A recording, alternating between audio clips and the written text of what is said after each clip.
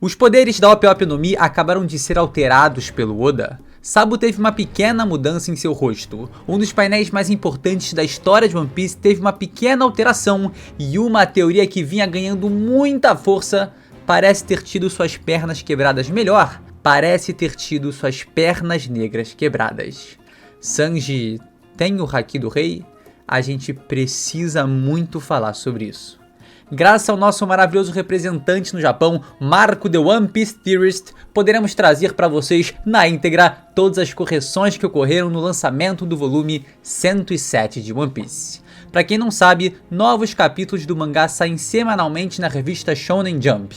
E aí, quando temos de 10 a 12 novos capítulos, a Shueisha, editora de One Piece, decide lançar um volume novo da obra. Com ele temos o lendário SBS, onde Oda responde um bando de pergunta aleatória e uma, duas ali, três, com verdadeiramente curiosidades interessantes sobre o universo do mangá, e muitas vezes temos algumas correções. Óbvio, devido ao ritmo insano de publicação dos capítulos semanais, vira e mexe alguma coisa passa pelo haki da observação do autor, dos assistentes e também dos editores. Então o volume corrige qualquer falha e lança a versão definitiva dos capítulos. Por isso, é muito importante que a gente sempre esteja atento a essas mudanças, porque algumas delas são erros gritantes.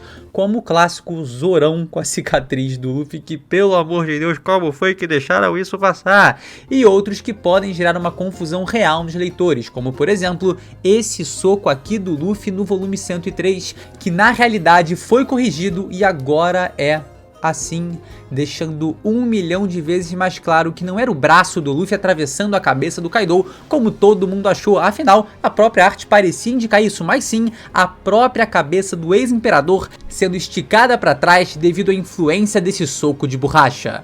Exatamente o mesmo efeito que vemos nesse socão aí contra o Kizaru. Então eu espero que tenha ficado claro para você o quão importante essas correções são para a história se manter coerente e também termos uma verdadeira noção de seus acontecimentos. Todo leitor e fã de One Piece precisa ficar por dentro de tudo isso. Por isso hoje eu vou trazer para vocês todas as correções do volume 107 de One Piece para a gente ficar mais por dentro da obra e não ter nenhuma memória verdadeira de informações falsas. Eu sou o Lip, seu amigo, você é aquele gente boa que já vai deixar aquele like que ajuda pra caramba e se inscrever no canal caso ainda não seja inscrito, tá mano? Se junta a essa tripulação, se junta a grande frota, tenho certeza que você não vai se arrepender. E agora, sem mais delongas, simbora!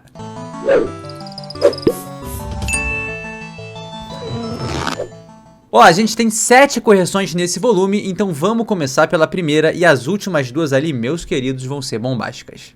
Primeira correção, o sangue verde da S-Snake. Como a gente pode ver nas páginas 12 até a 15 do capítulo 1077, a S-Snake permanece durante toda essa sequência sem apresentar o tubo de Green Blood no seu braço direito. Agora, devido à correção feita no volume, podemos ver aí que essa tecnologia não sumiu da personagem, ela só acabou esquecendo de ser desenhada. Um detalhe bem simples, mas de suma importância, afinal, o sangue verde é uma substância que usa o fator de linhagem do usuário Akuma no Mi a fim de replicar o poder de suas frutas no Serafim. Então se a S-Snake tivesse sem o Green Blood, não faria sentido ela conseguir usar os poderes da Mero Mero no Mi. E aí entra um questionamento, tá? Se algum adversário quebrar esse tubo no seu braço, ela perde a capacidade de usar os poderes? Pior, ela tem uma hemorragia severa? Perguntas que provavelmente nunca serão respondidas. Segunda correção, a troca do Furigana de Sengoku. Eu sou meio esquisito, mas é isso aí mesmo. Na página 3 do capítulo 1082, esse balão de fala aí teve sua leitura em Furigana, que é o guia fonético, esses símbolozinhos aí do lado, alterada desses kanjis que se lê Shinmi para esses outros aí que se lê como Shin-Aji. E você sabe qual é a diferença bizarra que isso traz para essa frase do Sengoku? Nenhuma. Terceira correção, os lábios esbeltos de Sabo. Ainda no capítulo 1082, mas agora na página 15, tivemos um painel que fez alguns leitores questionarem de leve a aparência do Imperador das Chamas. Ele parece consideravelmente mais beiçudo que o normal, Tá ali com a boca mais robusta. Pessoas questionaram se ele não teria passado por um procedimento hormonal feito pelo Ivankov para que seu companheiro revolucionário ficasse mais aesthetic, quem sabe ali uma harmonização facial para que o Sabo pudesse ficar ainda mais sabuloso, mas se tratava de um detalhe que Eiichiro Oda logo solicitaria mudança. Como podemos ver através do volume oficial que temos em mãos, né? Olha aí, os lábios do Sabo, na verdade, tão assim. O que parecia ser um grande lábio superior, né, ali um bocão, era na verdade seus dentes. O que aconteceu foi que ficou faltando complementar ali o contorno da sua boca, né? É só, mano, vai ali no Photoshop rapidinho, desenha aí o contorno do lado, olha só, dá pra entender a diferença tranquilamente, né? Beisola do Privacy, Sabo. Sabeiço, Sabo. Beisabo, Sabo. Pronto, relaxado, tudo corrigido, o seu waifu continua lindo, seu husbando continua lindo e você não precisa chorar no Twitter. Quarta correção, a camisa do Brueno. Lá no capítulo 1083, o Brueno aparece usando uma camisa com símbolo X em sua gola. Só que, na verdade, isso aí não é uma estileira diferenciada não, tá? Olha que interessante. Devido ao ritmo absurdo de produção, um ou outro rascunho que o Oda manda para seus assistentes pode acabar sendo um pouco mais rabiscado do que a gente imagina, apesar de ser algo, né, que é de entendimento claro para a grande maioria dos profissionais dessa área. A gente pode ver uma diferença aqui entre o rascunho do capítulo 1010 e o resultado final. Então esses X's, né, que o Oda coloca na roupa do Brueno são na verdade um direcionamento para o assistente colorido preto, mas acabou passando despercebido. O capítulo semanal foi publicado com esse erro, mas o volume 107 veio com a correção. E irei defender o meu homem, tá? Antes que alguém saia daqui pensando que o Oda entrega um treleco-teco de maluco pros seus assistentes, apesar de ser um trabalhão gigantesco que ele faz, né? A gente tem que ver que as últimas capas de volume e capas coloridas, o Oda faz questão de gravar todo o processo de produção, de elaboração dela, como você tá vendo passando aí na tela. E todas elas, desde o esboço até a coloração final, são feitas pelo monstro, com muito carinho, com muito detalhe. Ele rascunha de novo, apaga tudo, começa outra ideia, elabora de novo. É incrível, cara, é incrível. Não tem como o maluco desenhar demais. E também, isso aí ninguém tem dúvida, né? Trabalha demais. É isso. Então a roupa do Brueno saiu disso aí, né? Como a gente viu com esse X aí, pra isso. E eu particularmente devo expressar a minha opinião de que ficou feio, pô. Ficou feio, brincadeira, né? Dá igual, porque no fim das contas ninguém se importa muito com o Brueno. Eu, pelo menos, não me importo tanto, não. Quinta correção. Uma das frases mais importantes de One Piece. Aqui na página 11 do capítulo 1085, temos uma das perseguições mais intensas dessa história, onde no fim, Rei Cobra entrega sua vida pelo futuro. Suas últimas palavras foram o principal gatilho para eu elaborar a teoria dos Piratas do Amanhecer, que se por acaso você não viu ainda, dá uma conferida, cara, porque vale muito a pena e é uma das teorias que eu tenho mais orgulho de ter feito. Acredito mesmo que o Oda vai seguir por ela. Dito isso, essas mesmas palavras são inaudíveis devido ao brado aterrorizante de Imu-sama. Agora esse grito ocupa ainda mais espaço da frase dita pelo Cobra e o kanji Yu também ficou oculto. Eu achei essa decisão muito estranha, tá? Então eu perguntei para alguns amigos especialistas em japonês se isso poderia significar alguma coisa. Se o Oda tinha dito mais do que deveria naquele momento, né? Mais do que pretendia, e agora estava voltando atrás, querendo ocultar alguma informação valiosa, mas não, tá? Não interfere em nada, apesar de ser uma mudança que de fato chama atenção. É tipo o Luffy virar o Yonkou, né? E os caras, Gorosei lá, malucos, quererem tirar o D no nome dele. Mano, ninguém tá nem aí pro D, né? Mas se você tira o D, você começa a chamar atenção pra algo que você tá querendo esconder. Então, não é a melhor ideia do mundo, né? Parece que esse não é o caso aqui, né? Mas sei lá, né? Se tivesse tudo certo, pra que mexer nessa informação? Não é, como eu gosto de dizer, minimamente curioso? Sexta correção. O Haki do Rei de Sanji. Agora, as duas maiores alterações mais bombásticas, ambas no capítulo 1081. A primeira de todas vem como uma tentativa de destruir um dos maiores desejos dos fãs do Sanji.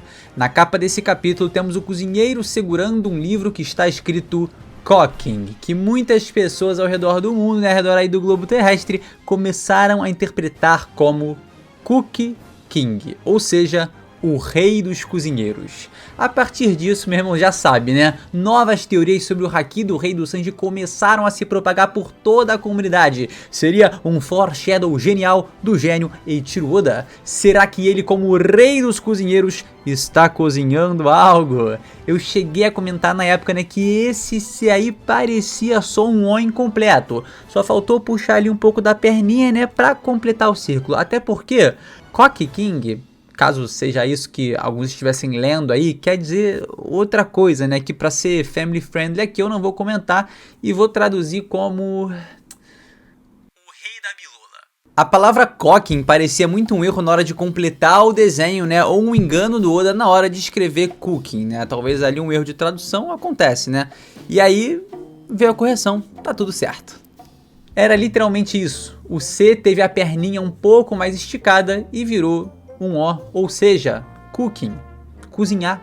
E isso destruiu vários dos fãs mais emocionados que achavam que essa era uma dica fundamental para o Sanji despertar o haki do Rei, mas agora o sonho, o sonho está destruído? Mas é óbvio que não, meu rei, meu Cookie King. É óbvio que o Sanji ainda pode despertar o haki do rei. E presta atenção, se você ainda quer usar essa própria capa colorida como um indício, como um foreshadow para embasar esse pensamento, meu querido, sinta-se à vontade. Qual é o elemento que temos logo em seguida da palavra cooking? Exatamente, uma coroa. Então o sonho dos homens nunca tem fim. Apesar de eu acreditar que o Sanji tem chance de despertar o haki do rei ao longo da obra, eu acho que existem outros pontos bem mais determinantes que embasam essa ideia. E só para vocês terem uma ideia, tá? Se liga nesse print. A quantidade de pessoas que estavam emocionadas com essa capa era assustadora. E eu vou te falar, tem que ficar mesmo, cara. Tem que ficar. Muita gente sacaneou, né? Quando eu falei há 3 anos atrás que o Dragon provavelmente já tinha sido um marinheiro. Ou há 2 anos em que eu falei que o Bug se tornaria um Yonkou. E também há 4, quando eu e Derek falamos aqui no canal que o Shanks era um Tenryubito. E muitas outras teorias aí, né? Ao longo da história. Gente, sempre vai ter alguém pra ir contra. Então se você acredita, cara, mano, se permita acreditar, tá ligado? Tem que se prender à esperança de ver o que você quer ver acontecer se realizar nas páginas do mangá. E sim, tá? Use os artifícios que você tiver à sua disposição. Mano, lê o Cookie King ali, lê o Cooking, tá vendo a coroa? Ah, meu irmão, quer viajar na maionese? Vamos lá, vamos nessa, é isso mesmo, tem que ser assim, tem que se divertir, no fim das contas, debater em cima da obra, conversar em cima dela. É isso que faz a comunidade girar, é isso que faz o combustível, a chama do fã de One Piece se acender e seguir em frente nessa linda jornada. Obviamente, na condução mestra aí da narrativa de Eiichiro Oda. Enfim, mano, acho que a palavra cooking aí seguida de uma coroa pode ser um indicativo de que a gente vai despertar o haki do rei? Então acredita, tá? Acredita. Mas é sempre bom também pra elaborar melhores teorias, também buscar outros embasamentos. Mas é isso, mano. Fé na ideia, fé na ideia. Não tô falando pra você acreditar em qualquer maluquice não, tá? Quanto mais embasada ela é, melhor a teoria se torna. Mais probabilidade de acertar também. Mas, às vezes, né, só no instinto ali a gente consegue sentir uma coisa e já é suficiente pra dar uma cravada. Rocks the Bug e Barba Negra grávida de Shebeck ainda vem. Mas essas duas teorias aí não são só instintivas não, tá? Elas têm realmente muito embasamento. E agora, meus queridos, vamos para a 7ª e última correção, os poderes da OP no Mi. No capítulo 1081, na página 18, temos Marshall the Teach bradando as seguintes palavras: bem, é uma decisão difícil se devo vender ou usar a OP no Mi. É verdade mesmo que você pode me tornar imortal? A frase em japonês possuía esses kanjis que se lê como Furou Fushi, que significa imortalidade. Mas agora esse termo foi alterado para esse, que é uma redução do número de kanjis e significa Furou, que é muito mais consistente com o conceito de operação da juventude perene, Furou Shujutsu. Ou seja, o poder supremo da OP no Mi não concede a imortalidade ao seu alvo, mas sim a capacidade de torná-lo alguém que não envelhece, o impedindo de morrer por causas naturais relacionados ao avanço da idade. Eu achei que isso gera um consenso dentro da comunidade, né? Porque não faz sentido nenhum você conferir a imortalidade em todos os seus aspectos para alguém. Para mim sempre foi muito claro que quando a gente falava de imortalidade relacionada a OP no Mi, a gente está falando do não envelhecimento. Até porque a própria habilidade se chama Operação da Juventude Perene, ou seja, o alvo se manter eternamente jovem. Mas assim que saiu essa correção, eu vi algumas pessoas ficando bem surpresas por esse poder da Ope Ope no Mi, né, entre aspas, ter mudado, tá? Só que ele não mudou, né? O conceito dele é esse desde sempre. Eu acho que pela palavra imortalidade ser um pouco ambígua, né, abre uma interpretação dúbia em relação ao seu verdadeiro significado. Mas como durante vários momentos da obra a gente tem um reforço dessa ideia de que se trata de juventude perene, parecia claro se tratar exclusivamente disso. Enfim, né, acabou se gerando aí um leve rebuliço condizente à semântica dessa palavra, mas sempre me pareceu que as informações dentro do próprio mangá denotavam e deixavam claro que era apenas a juventude eterna, e não, mano, a capacidade absolutamente roubada de resistir a tudo, né, mano, dano, sofrimento, doença e nunca morrer, né. A habilidade já é extremamente absurda e queriam que ela fosse ainda mais roubada? Então, para algumas pessoas que estão vendo esse vídeo agora, né, os poderes da Ope Ope no Mi mudaram. Não é imortalidade, é juventude perene, que é um conceito dentro da ideia de imortalidade, né? Mas se Musama, por exemplo, tomar 3 tiros na cara, mano, ele vai morrer, tá? Ele vai morrer. Show? De acordo com todo mundo? Eu acho que isso é importante também para ficar claro e no futuro a gente não ter nenhum mal entendimento relacionado a essa questão da imortalidade da cirurgia perene. Meus queridos, esse foi o vídeo, eu espero que você aí tenha gostado, tá? E pode contar com esse canal pra SBS, informações de One Piece, correções do volume e muito mais. Review, teoria, discussão, isso é One Piece, isso é o que a gente ama fazer e é isso que a gente vai continuar fazendo, tá bom? Não esquece, por favor, de deixar aquele like que ajuda pra caramba de verdade, cara. Contribui muito pro nosso conteúdo, pro engajamento, e isso é extremamente importante pra gente. Então, mano, muito obrigado. Se inscreve no canal se ainda não é inscrito. Conteúdo diário de One Piece dessa obra maravilhosa que eu sei que você ama, beleza? Tamo junto, muito obrigado por me acompanhar até aqui. E a gente se vê sem sombra de dúvidas no próximo vídeo. É isso, galera. Valeu!